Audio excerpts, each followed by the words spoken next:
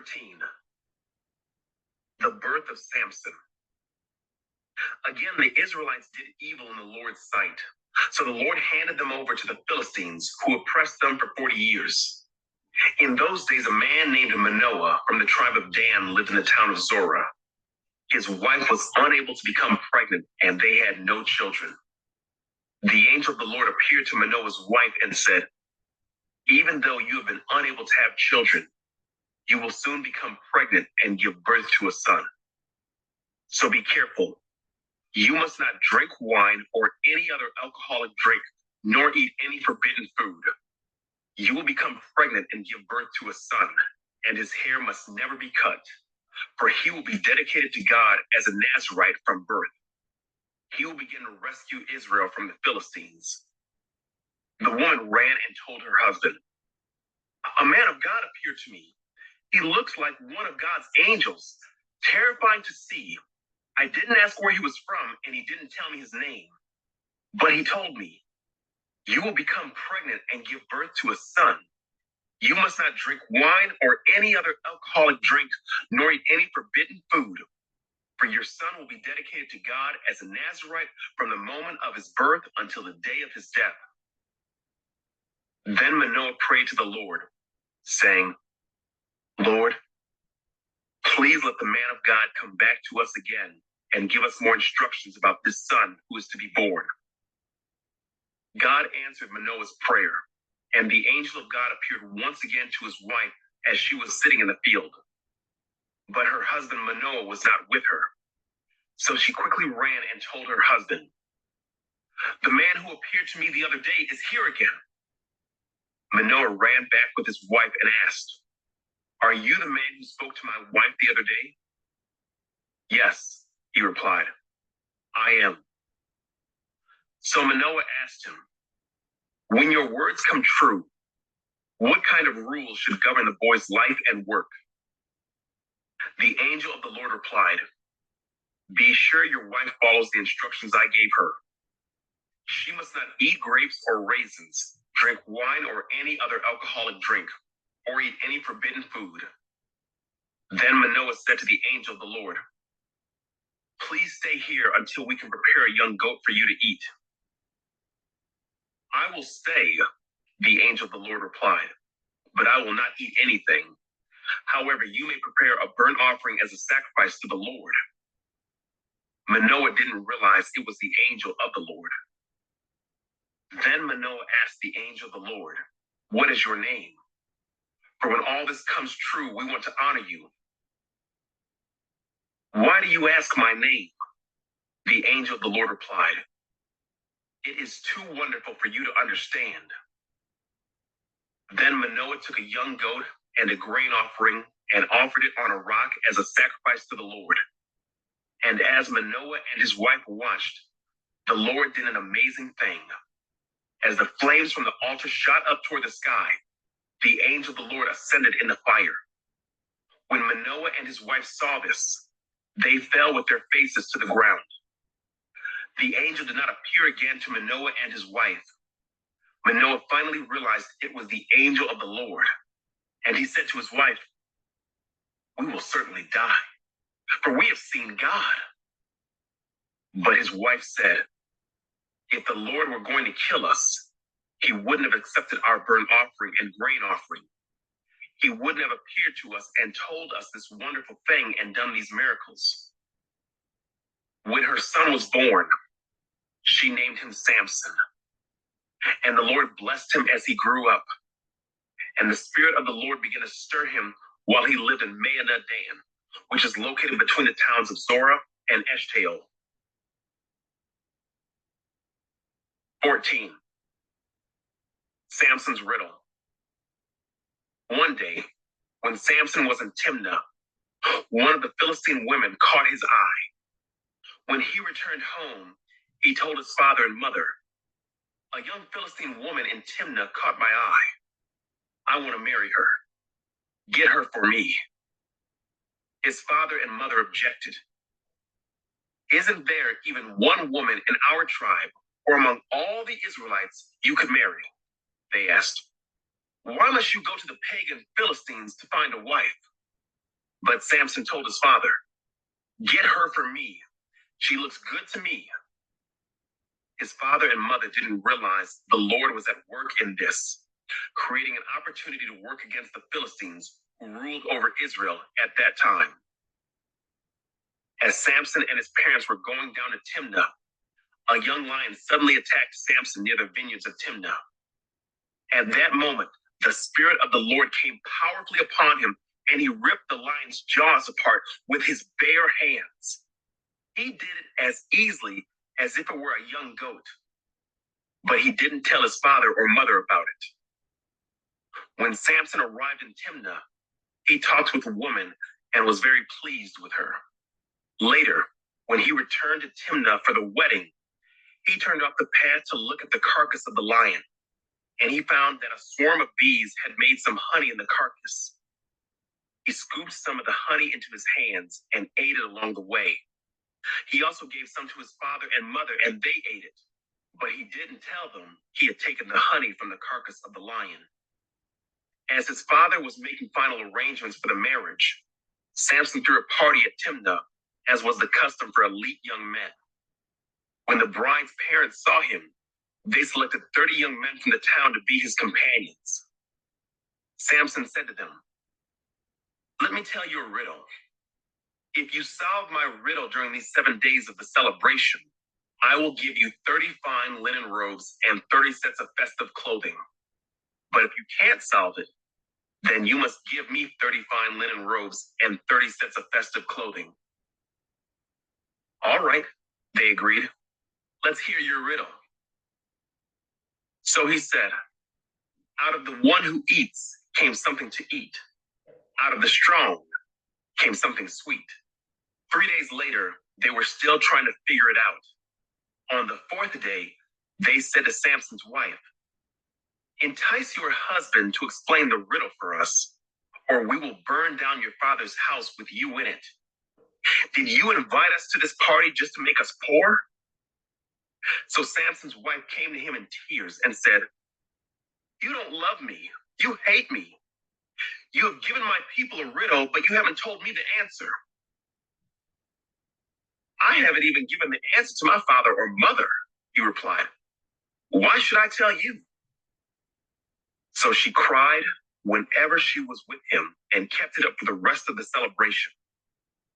At last, on the 7th day, he told her the answer because she was tormenting him with her nagging.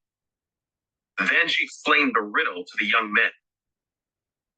So before sunset of the 7th day, the men of the town came to Samson with their answer.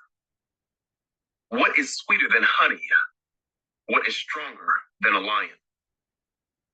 Samson replied, "If you hadn't plowed with my heifer, you wouldn't have solved my riddle." Then the Spirit of the Lord came powerfully upon him. He went down to the town of Ashkelon, killed 30 men, took their belongings, and gave their clothing to the men who had solved his riddle. But Samson was furious about what had happened, and he went back home to live with his father and mother. So his wife was given in marriage to the man who had been Samson's best man at the wedding. 15. Samson's vengeance on the Philistines. Later on during the wheat harvest, Samson took a young goat as a present to his wife. He said, "I'm going into my wife's room to sleep with her." But her father wouldn't let him in. "I truly thought you must hate her," father explained. "So I gave her in marriage to your best man.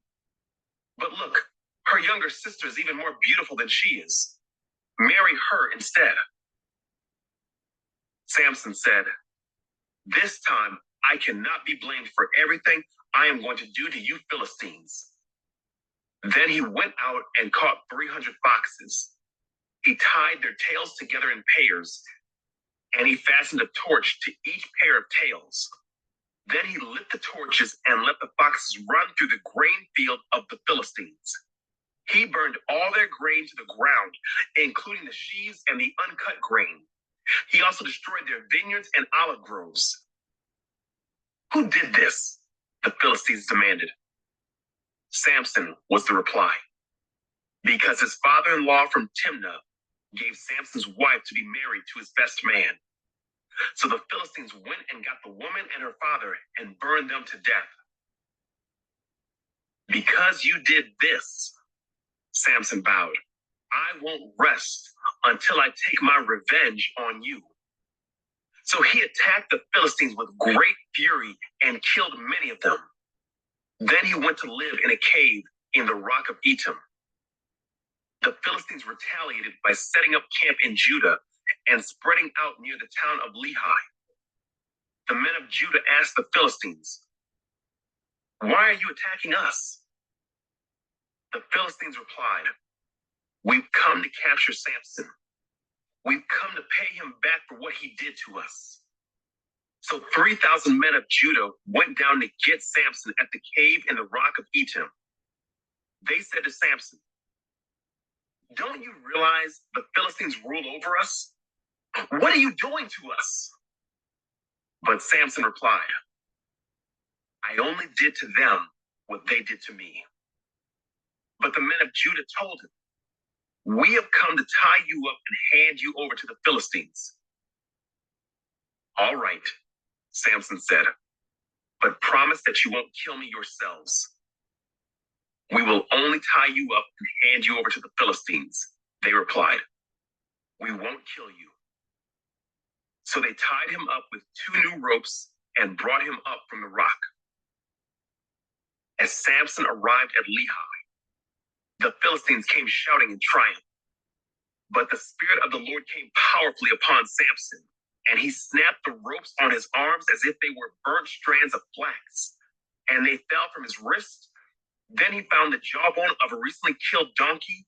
He picked it up and killed 1,000 Philistines with it. Then Samson said, with the jawbone of a donkey, I've piled them in heaps. With the jawbone of a donkey, I've killed 1,000 men. When he finished his boasting, he threw away the jawbone, and the place was named Jawbone Hill. Samson was now very thirsty, and he cried out to the Lord, you have accomplished this great victory by the strength of your servant. Must I now die of thirst and fall into the hands of these pagans? So God caused water to gush out of a hollow in the ground at Lehi, and Samson was revived as he drank. Then he named that place the spring of the one who cried out, and it is still in Lehi to this day. Samson judged Israel for 20 years during the period when the Philistines dominated the land. 16. Samson carries away Gaza's gates. One day Samson went to the Philistine town of Gaza and spent the night with a prostitute. Word soon spread that Samson was there. So the men of Gaza gathered together and waited all night at the town gates. They kept quiet during the night, saying to themselves, when the light of morning comes, we will kill him. But Samson stayed in bed only until midnight. Then he got up, took hold of the doors of the town gate, including the 2 posts, and lifted them up, bar and all. He put them on his shoulders and carried them all the way to the top of the hill across from Hebron. Samson and Delilah. Sometime later, Samson fell in love with a woman named Delilah, who lived in the valley of Sorek. The rulers of the Philistines went to her and said, entice Samson to tell you what makes him so strong and how he can be overpowered and tied up securely. Then each of us will give you 1,100 pieces of silver. So Delilah said to Samson, please tell me what makes you so strong and what it would take to tie you up securely. Samson replied, if I were tied up with 7 new bowstrings that have not yet been dried, I would become as weak as anyone else. So the Philistine rulers brought Delilah 7 new bowstrings, and she tied Samson up with them. She had hidden some men in one of the inner rooms of her house, and she cried out, Samson, the Philistines have come to capture you. But Samson snapped the bowstrings as a piece of string snaps when it is burned by a fire. So the secret of his strength was not discovered. Afterward, Delilah said to him, "You've been making fun of me and telling me lies. Now please tell me how you can be tied up securely." Samson replied, "If I were tied up with brand new ropes that had never been used, I would become as weak as anyone else." So Delilah took new ropes and tied him up with them. The men were hiding in the inner room as before, and again Delilah cried out, "Samson, the Philistines have come to capture you." But again Samson snapped the ropes from his arms as if they were thread. Then Delilah said, "You've been making fun of me and telling me lies. Now tell me how you can be tied up securely." Samson replied, "If you were to weave the 7 braids of my hair into the fabric on your loom and tighten it with the loom shuttle, I would become as weak as anyone else." So while he slept, Delilah wove the 7 braids of his hair into the fabric. Then she tightened it with the loom shuttle. Again, she cried out, "Samson, the Philistines have come to capture you." But Samson woke up, pulled back the loom shuttle, and yanked his hair away from the loom and the fabric. Then Delilah pouted. "How can you tell me I love you when you don't share your secrets with me? You've made fun of me 3 times now, and you still haven't told me what makes you so strong." She tormented him with her nagging day after day until he was sick to death of it. Finally, Samson shared his secret with her. "My hair has never been cut," he confessed, "for I was dedicated to God as a Nazirite from birth. If my head were shaved, my strength would leave me, and I would become as weak as anyone else." Delilah realized he had finally told her the truth. So she sent for the Philistine rulers. "Come back one more time," she said, "for he has finally told me his secret." So the Philistine rulers returned with the money in their hands. Delilah lulled Samson to sleep with his head in her lap, and then she called in a man to shave off the 7 locks of his hair. In this way, she began to bring him down, and his strength left him. Then she cried out, "Samson, the Philistines have come to capture you." When he woke up, he thought, "I will do as before and shake myself free." But he didn't realize the Lord had left him. So the Philistines captured him and gouged out his eyes. They took him to Gaza, where he was bound with bronze chains and forced to grind grain in the prison. But before long, his hair began to grow back. Samson's final victory. The Philistine rulers held a great festival, offering sacrifices and praising their god, Dagon.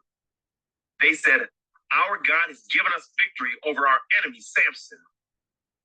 When the people saw him, they praised their God, saying, "Our God has delivered our enemy to us.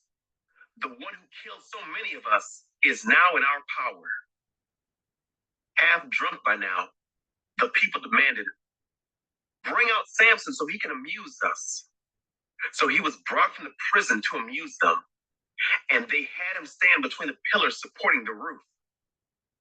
Samson said to the young servant who was leading him by the hand, "Place my hands against the pillars that hold up the temple. I want to rest against them." Now the temple was completely filled with people. All the Philistine rulers were there, and there were about 3,000 men and women on the roof who were watching as Samson amused them. Then Samson prayed to the Lord, "Sovereign Lord, remember me again. Oh God, please strengthen me just one more time. With one blow, let me pay back the Philistines for the loss of my 2 eyes." Then Samson put his hands on the 2 center pillars that held up the temple, Pushing against them with both hands, he prayed, "Let me die with the Philistines." And the temple crashed down on the Philistine rulers and all the people. So he killed more people when he died than he had during his entire lifetime.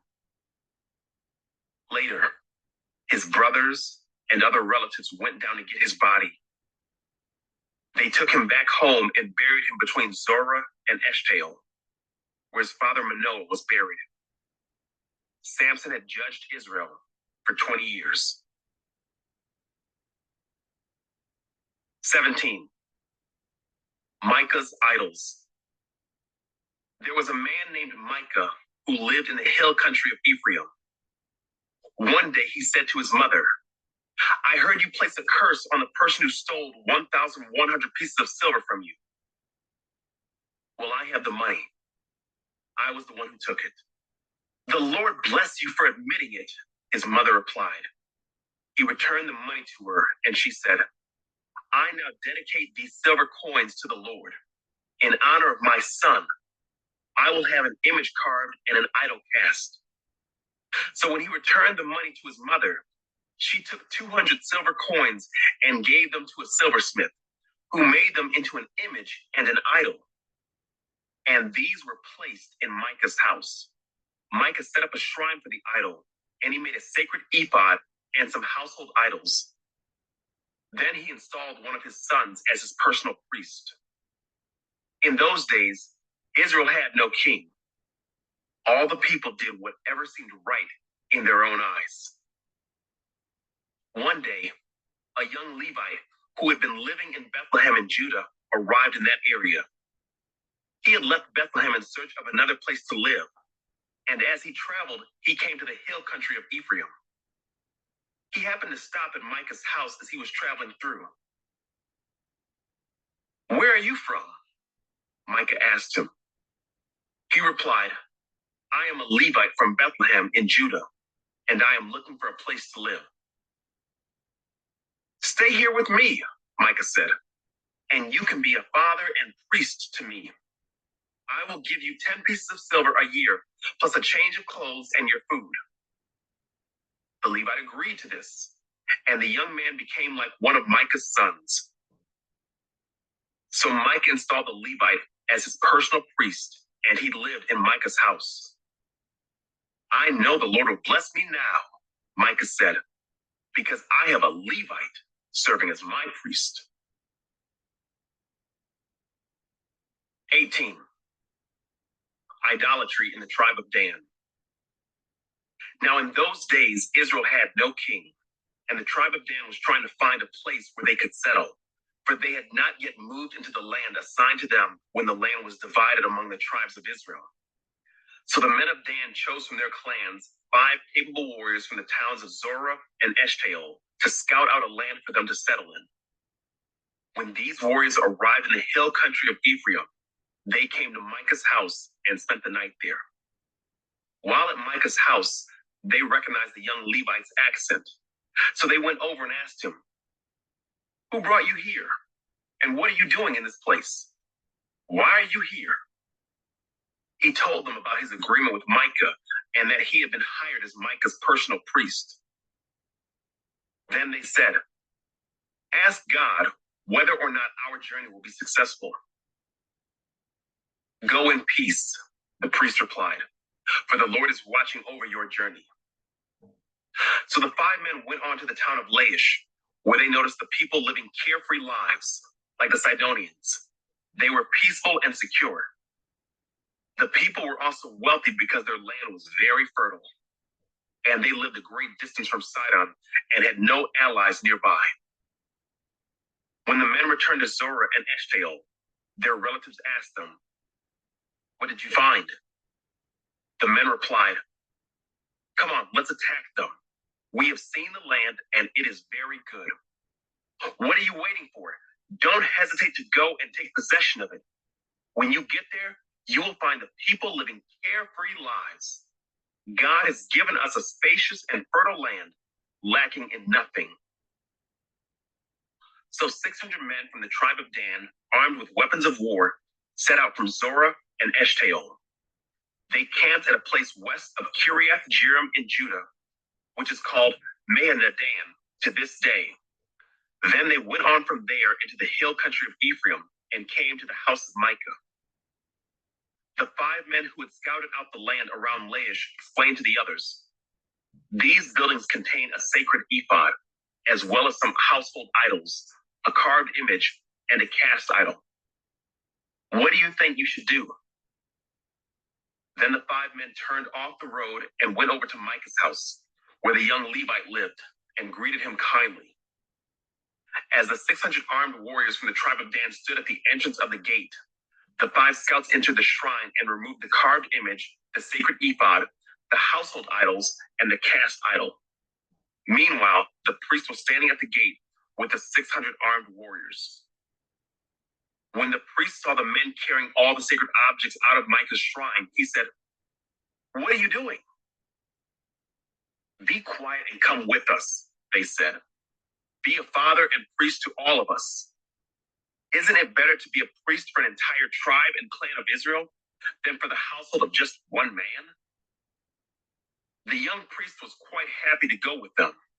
So he took along the sacred ephod, the household idols, and the carved image.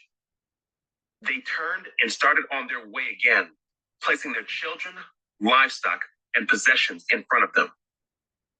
When the people from the tribe of Dan were quite a distance from Micah's house, the people who lived near Micah came chasing after them. They were shouting as they caught up with them. The men of Dan turned around and said to Micah, "What's the matter? Why have you called these men together and chased after us like this?" "What do you mean, what's the matter?"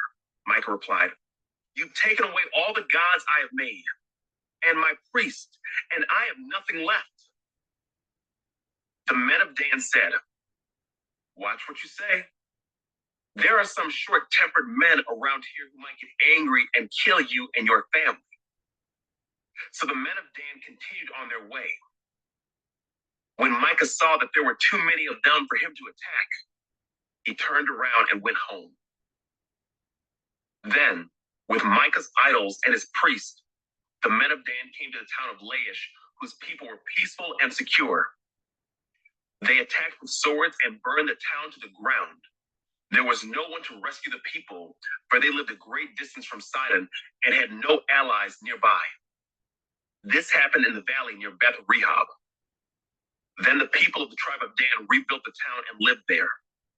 They renamed the town Dan after their ancestor, Israel's son, but it had originally been called Laish.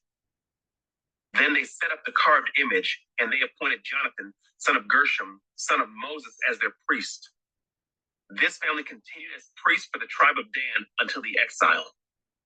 So Micah's carved image was worshipped by the tribe of Dan as long as the tabernacle of God remained at Shiloh. 19. The Levite and his concubine. Now in those days, Israel had no king. There was a man from the tribe of Levi living in a remote area of the hill country of Ephraim. One day, he brought home a woman from Bethlehem in Judah to be his concubine. But she became angry with him and returned to her father's home in Bethlehem. After about 4 months, her husband set out for Bethlehem to speak personally to her and persuade her to come back. He took with him a servant and a pair of donkeys. When he arrived at her father's house, her father saw him and welcomed him. Her father urged him to stay a while, so he stayed 3 days, eating, drinking, and sleeping there. On the 4th day, the man was up early, ready to leave. But the woman's father said to his son-in-law, "Have something to eat before you go." So the 2 men sat down together and had something to eat and drink.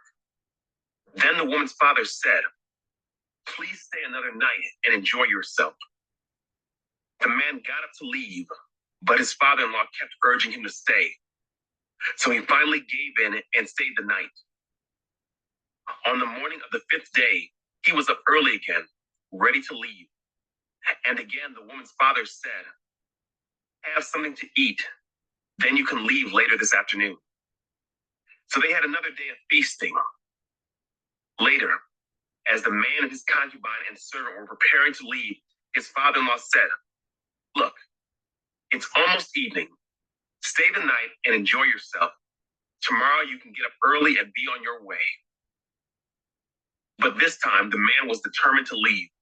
So he took his 2 saddled donkeys and his concubine and headed in the direction of Jebus, that is Jerusalem.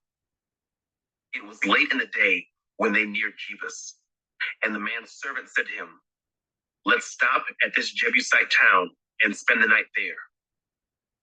"No," his master said, "we can't stay in this foreign town where there are no Israelites. Instead, we will go on to Gibeah.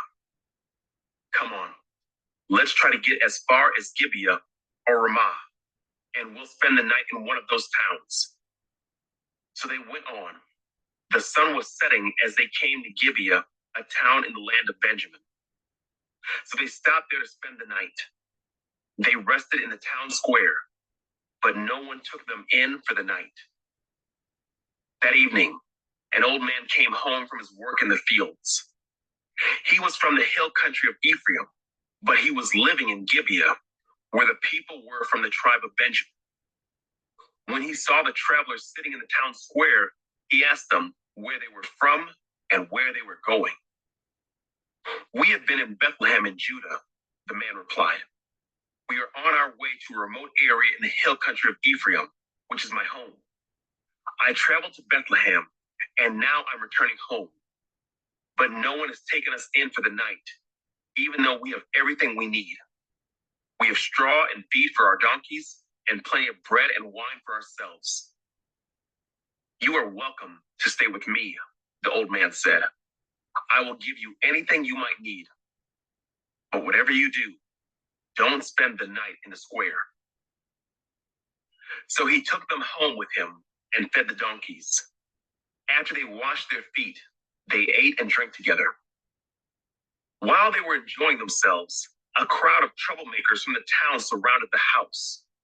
They began beating at the door and shouting to the old man, "Bring out the man who is staying with you so we can have sex with him." The old man stepped outside to talk to them. "No, my brothers, don't do such an evil thing. For this man is a guest in my house, and such a thing would be shameful. Here, take my virgin daughter and this man's concubine. I will bring them out to you, and you can abuse them and do whatever you like. But don't do such a shameful thing to this man."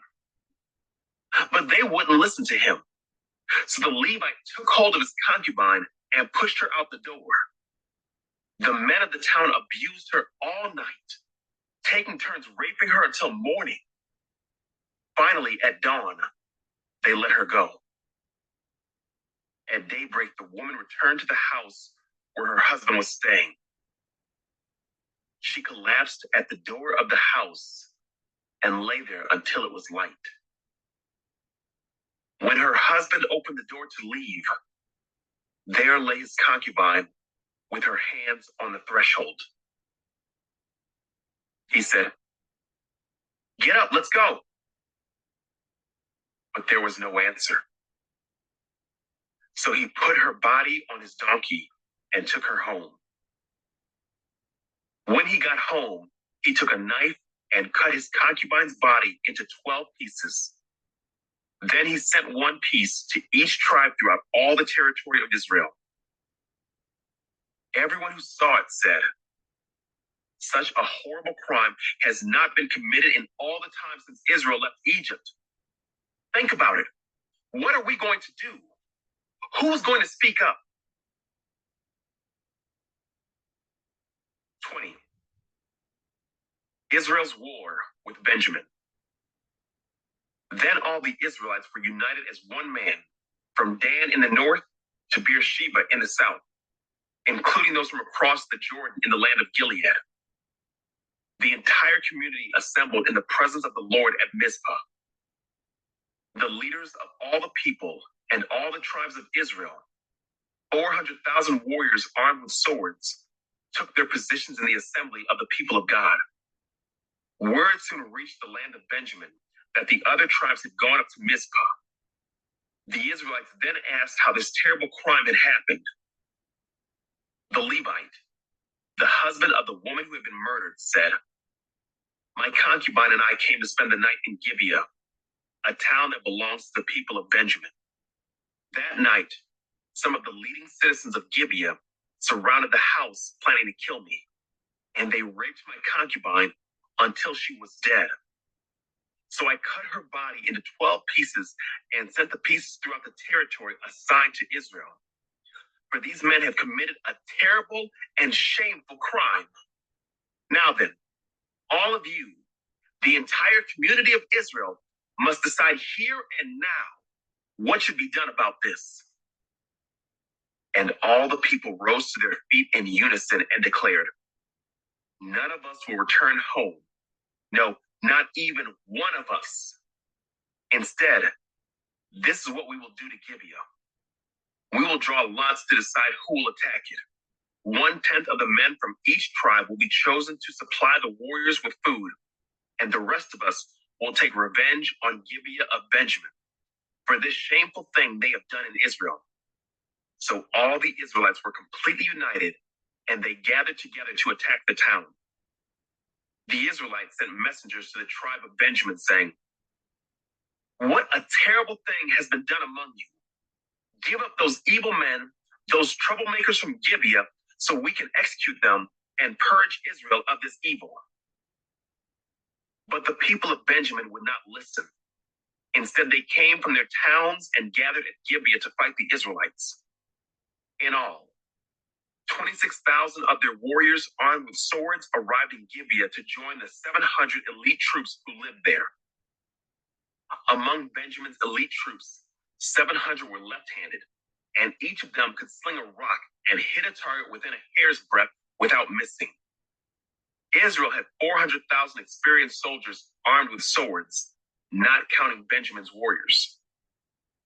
Before the battle, the Israelites went to Bethel and asked God, which tribe should go first to attack the people of Benjamin? The Lord answered, "Judah is to go first."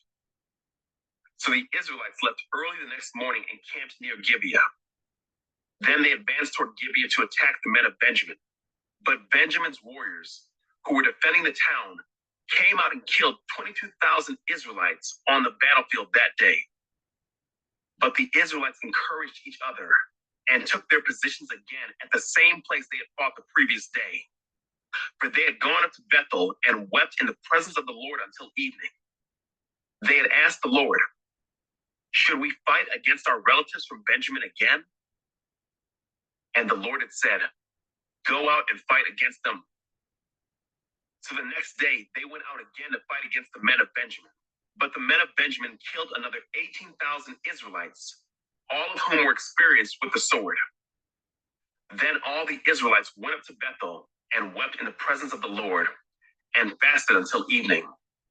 They also brought burnt offerings and peace offerings to the Lord. The Israelites went up seeking direction from the Lord. In those days, the Ark of the Covenant of God was in Bethel, and Phinehas, son of Eleazar and grandson of Aaron, was the priest. The Israelites asked the Lord, "Should we fight against our relatives from Benjamin again, or should we stop?"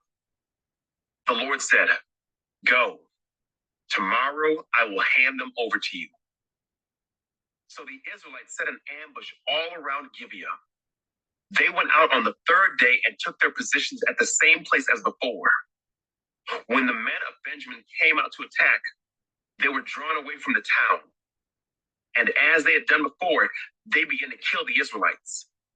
About 30 Israelites died in the open fields and along the roads, one leading to Bethel and the other leading back to Gibeah. Then the warriors of Benjamin shouted, "We're defeating them as we did before." But the Israelites had planned in advance to run away so that the men of Benjamin would chase them along the roads and be drawn away from the town. When the main group of Israelite warriors reached Baal Tamar, they turned and took up their positions.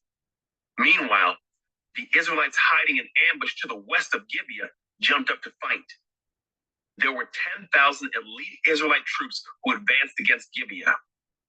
The fighting was so heavy that Benjamin didn't realize the impending disaster. So the Lord helped Israel defeat Benjamin. And that day, the Israelites killed 25,100 of Benjamin's warriors, all of whom were experienced swordsmen. Then the men of Benjamin saw that they were beaten. The Israelites had retreated from Benjamin's warriors in order to give those hiding in ambush more room to maneuver against Gibeah. Then those who were hiding rushed in from all sides and killed everyone in the town. They had arranged to send up a large cloud of smoke from the town as a signal. When the Israelites saw the smoke, they turned and attacked Benjamin's warriors. By that time, Benjamin's warriors had killed about 30 Israelites, and they shouted, "We're defeating them, as we did in the first battle." But when the warriors of Benjamin looked behind them and saw the smoke rising into the sky from every part of the town, the men of Israel turned and attacked. At this point, the men of Benjamin became terrified because they realized disaster was close at hand. So they turned around and fled before the Israelites toward the wilderness. But they couldn't escape the battle, and the people who came out of the nearby towns were also killed. The Israelites surrounded the men of Benjamin and chased them relentlessly, finally overtaking them east of Gibeah. That day, 18,000 of Benjamin's strongest warriors died in battle. The survivors fled into the wilderness toward the rock of Rimmon, but Israel killed 5,000 of them along the road. They continued the chase until they had killed another 2,000 near Gittim. So that day, the tribe of Benjamin lost 25,000 strong warriors armed with swords, leaving only 600 men who escaped to the rock of Rimmon, where they lived for 4 months. And the Israelites returned and slaughtered every living thing in all the towns, the people, the livestock, and everything they found. They also burned down all the towns they came to. 21. Israel provides wives for Benjamin. The Israelites had vowed at Mizpah, "We will never give our daughters in marriage to a man from the tribe of Benjamin." Now the people went to Bethel and sat in the presence of God until evening, weeping loudly and bitterly. "Oh Lord, God of Israel," they cried out, "why has this happened in Israel? Now one of our tribes is missing from Israel." Early the next morning, the people built an altar and presented their burnt offerings and peace offerings on it. Then they said, "Who among the tribes of Israel did not join us at Mizpah when we held our assembly in the presence of the Lord?" At that time, they had taken a solemn oath in the Lord's presence, vowing that anyone who refused to come would be put to death. The Israelites felt sorry for their brother Benjamin and said, "Today, one of the tribes of Israel has been cut off. How can we find wives for the few who remain, since we have sworn by the Lord not to give them our daughters in marriage?" So they asked, "Who among the tribes of Israel did not join us at Mizpah when we assembled in the presence of the Lord?" And they discovered that no one from Jabesh Gilead had attended the assembly. For after they counted all the people, no one from Jabesh Gilead was present. So the assembly sent 12,000 of their best warriors to Jabesh Gilead with orders to kill everyone there, including women and children. "This is what you are to do," they said. "Completely destroy all the males and every woman who is not a virgin." Among the residents of Jabesh Gilead, they found 400 young virgins who had never slept with a man, and they brought them to the camp at Shiloh in the land of Canaan. The Israelite assembly sent a peace delegation to the remaining people of Benjamin who were living at the rock of Rimmon. Then the men of Benjamin returned to their homes, and the 400 women of Jabesh Gilead who had been spared were given to them as wives. But there were not enough women for all of them. The people felt sorry for Benjamin, because the Lord had made this gap among the tribes of Israel. So the elders of the assembly asked, "How can we find wives for the few who remain, since the women of the tribe of Benjamin are dead? There must be heirs for the survivors so that an entire tribe of Israel is not wiped out. But we cannot give them our own daughters in marriage because we have sworn with a solemn oath that anyone who does this will fall under God's curse."